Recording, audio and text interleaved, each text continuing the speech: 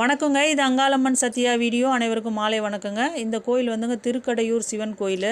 அங்கே சிவன் வந்துங்க அமிர்தகடேஸ்வரராக மூலவராகவும் அம்மா அபிராமியாகவும் இருக்காங்க. உற்சவராக யார் இருக்காருனாங்க கால சம்ஹார மூர்த்தியாக சிவன் இருக்காருங்க. காலன்னா யார் உங்களுக்கு தெரியும்?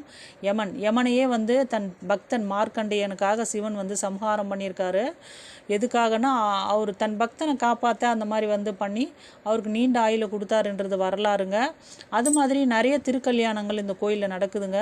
60 70 அந்த மாதிரி எப்பவும் வந்து கல்யாண கோலத்தில் யாராவது இருந்துட்டு தான் இருக்காங்க. அது மாதிரி இந்த கோயிலுக்கு போனீங்கன்னா உங்களுக்கு நீண்ட ஆயுள் கிடைக்கும், உடல் நலம் கிடைக்கும்னு சொல்கிறாங்கங்க. அங்கே யானை இருந்தது. யானையை பார்த்த ஒரு சந்தோஷம் தான் நான் கொடுக்குற ரியாக்ஷன். இந்த ரியாக்ஷனுங்க.